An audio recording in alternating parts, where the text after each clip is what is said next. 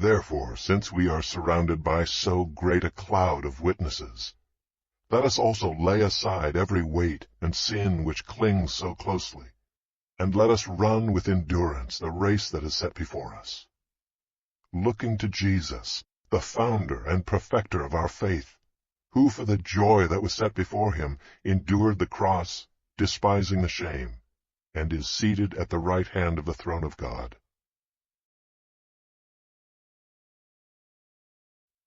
Consider him who endured from sinners such hostility against himself, so that you may not grow weary or faint-hearted. In your struggle against sin, you have not yet resisted to the point of shedding your blood. And have you forgotten the exhortation that addresses you as sons? My son, do not regard lightly the discipline of the Lord, nor be weary when reproved by him. For the Lord disciplines the one he loves, and chastises every son whom he receives. It is for discipline that you have to endure. God is treating you as sons. For what son is there whom his father does not discipline? If you are left without discipline in which all have participated, then you are illegitimate children and not sons. Besides this, we have had earthly fathers who disciplined us, and we respected them. Shall we not much more be subject to the Father of spirits and live? For they disciplined us for a short time, as it seemed best to them. But he disciplines us for our good, that we may share his holiness.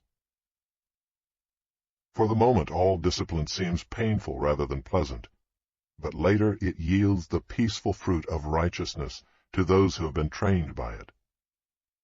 Therefore lift your drooping hands, and strengthen your weak knees, and make straight paths for your feet, so that what is lame may not be put out of joint, but rather be healed. Strive for peace with everyone, and for the holiness without which no one will see the Lord. See to it that no one fails to obtain the grace of God, that no root of bitterness springs up and causes trouble, and by it many become defiled, that no one is sexually immoral or unholy like Esau, who sold his birthright for a single meal. For you know that afterward, when he desired to inherit the blessing, he was rejected, for he found no chance to repent, though he sought it with tears. For you have not come to what may be touched, a blazing fire and darkness and gloom and a tempest and the sound of a trumpet and a voice whose words made the hearers beg that no further messages be spoken to them. For they could not endure the order that was given. If even a beast touches the mountain, it shall be stoned. Indeed, so terrifying was the sight that Moses said, I tremble with fear.